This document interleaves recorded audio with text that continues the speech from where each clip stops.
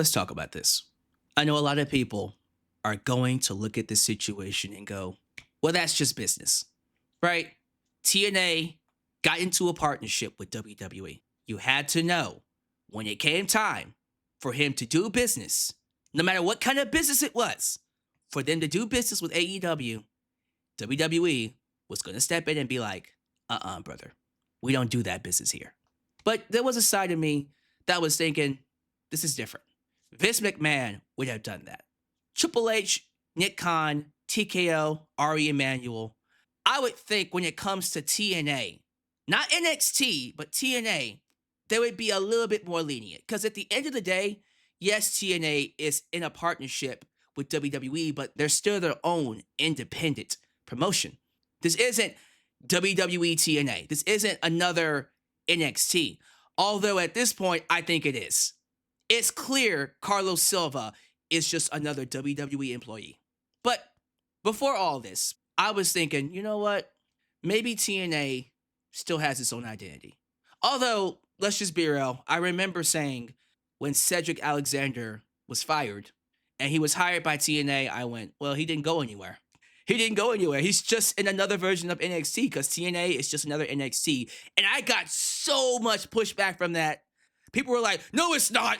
TNA is its own independent company. You don't know what you're talking about. And I said, all right, I was hoping to be wrong. Who's wrong now? So some of you don't even know what's going on. So here's the story. There were 2 matches announced involving AEW talent and TNA talent. One was announced for WrestleMania weekend. That match was Ricochet versus Leon Slater, which would have been an excellent match. The other, which was later in May, MJF versus Nic Nemeth. Nic Nemeth is Dolph Ziggler, the former Dolph Ziggler from WWE. Another excellent match they could have done. Tony Khan signed off on it. And you already know, if Tony Khan signed off on it, the AEW talent were going over. Otherwise, the matches wouldn't have happened. Right? We all know that, especially MJF, who's the world champ. He's not losing to no Dolph Ziggler.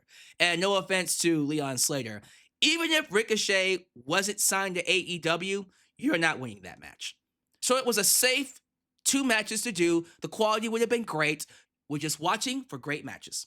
When it was announced, word got around that this was going to be an issue because AEW is competition for WWE. They won't say it. They'll never say it. But we know they are. And so eventually, Carlos Silva, who's the head owner of TNA, he called out the matches. He canceled Nic Nemeth and MJF, and then canceled Leon Slater and Ricochet. And the reason why? Conflict of interest. A conflict with the business partners. Translation, WWE doesn't want them working with AEW in any sort of fashion. Let's get into it. So first off, this wouldn't have upset me if these matches that were booked were going to be on live television, right? If they had booked MJF versus Nic Nemeth on an episode of Impact or pay-per-view, right? Same thing with Leon Slater and Ricochet. I can see WWE going, that might not work for us. Can you make it a dark match, right? I believe having AEW talent on their television, that might send a bad message because that could let people know, is TNA not in good business with WWE if they're working with competition? So, okay, from that perspective, if the matches were being held on TNA television, 100%, I understand why WWE stepped in and said, nah, can't do that. These matches were held on indie events. One of them was WrestleCon. The other was, Live Pro Wrestling? I don't even know how to watch that. Later in May. None of these matches would have hurt WWE. And so my question is, how do these matches hurt WWE's bottom line? How do these matches hurt TNA's relationship with WWE? I don't understand why there was a need to cancel matches that weren't going to, one way or another, hurt TNA. If anything, having his talent work with AEW wrestlers puts more stock in TNA because it creates the idea that, yes, we do work with WWE, but we are still our own independent company. We can still work with other companies. We can still have dream matches that you wouldn't see anywhere else. That raises the stock for TNA, which means more people buy their tickets, more people see them as actual competition and not just another version of NXT. But unfortunately, it ended up being exactly what we all feared. This partnership with TNA It's a box. It's a box where TNA can only work with WWE talent because TNA is not an independent promotion. Sorry, technically it is, but quite honestly, if you're being restricted from working with any other company or companies that WWE don't deem worthy, you're just another version of WWE. You're just an extension. And again, you're going to hear the arguments. Why would WCW let Sting work with The Undertaker? Especially if Taker wins. Why would WCW let, I don't know, Booker T work with The Rock when WCW was around? Because Booker T would have lost to The Rock. It's bad for their business because they lose and then go back to the company where they look weak. I get that, right? We're going to have TNA wrestlers lose to AEW talent, then they had to come work for us. That's going to be bad for us. That would make sense if the matches happened on TNA television. If it was happening at a Bound for Glory, at a big event that most people watch. I can understand why that would be a conflict of interest, especially when it's Nic Nemeth and Leon Slater. Two talent, let's be real, that WWE hopes to re-sign and sign in the future. That's the only reason why they got with TNA, to take their talent. They want Mike Santana.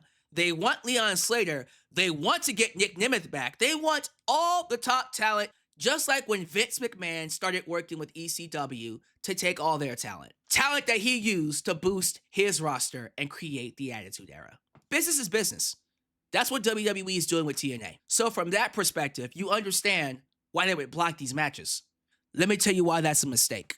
Why it will end up being a long-term mistake for not just TNA, but also WWE. Fans are not stupid. You honestly think we don't know that you're doing this because you don't want to piss off Daddy WWE, Daddy TKO, Daddy Khan, not Tony Khan, but Nick Khan? You honestly don't think we don't know what the real reason is behind canceling these matches? If WWE didn't step in, these matches would be still going on. And you got people saying the WWE had nothing to do with this. This has everything to do with maintaining a partnership with the WWE. Period. Point blank. And in doing so, TNA is actually hurting their own stock. They're making themselves look weak. Carlos Silva comes across as a cuck, a pushover. Yes, you have a partnership with WWE, but you're still an independent promotion. Don't you have a TV deal now? You're on national television. You don't need WWE. But Carlos Silva believes he does. Carlos Silva believes without WWE, the company won't survive. Probably right, but that's not someone I want as a leader. Quite honestly, if you feel that way, you shouldn't be leading TNA. But that's who's leading. And because he believes TNA can't survive without WWE, he will do whatever he can to make sure that partnership is intact. That includes not working with AEW. And that's a mistake. The talent are going to find a way to work with AEW if they want to. If you put restrictions on talent and tell them they can't do something, that forces them in a corner, and now they have to decide whether or not they want to stay and deal with this BS or go somewhere else. And 9 times out of 10, they always choose to go somewhere else. You know that's true. TNA, WWE are about to lose a lot of TNA talent. What about the money? AEW will pay them more. You know damn well that's true. You know damn well TNA does not pay them as much money as AEW would. Especially if those talents are Nic Nemeth and Leon Slater. You honestly think they wouldn't think twice about jumping ship to AEW once they get the opportunity to? Why deal with this crap? When WWE is restricting you and telling you you can't work here, you can't work this matches that would raise their stock, why would you want to work for them? TV deal or not. So yes, TNA made a mistake. TNA is going to lose talent because of this. And yes, their stock has fallen. Carlos Silva is a cuck. We've always known that, but now you can't hide from it. This was dumb. The least they could have done was just let the matches go through. You already advertised it. And then after the fact say, all right, we can no longer work with AEW talent. I could at least respect that. That still sucks, but I would at least respect them for going through with the matches. But the fact that they just said, sorry, not happening. I can't upset Daddy WWE or Daddy TKO. You're a cuck. That's horrible. And honestly, no, that's not good for business. That's terrible for business. Nobody will ever want to work with TNA again. Why would they? When WWE or TKO can dictate who you work with, you're not an independent promotion.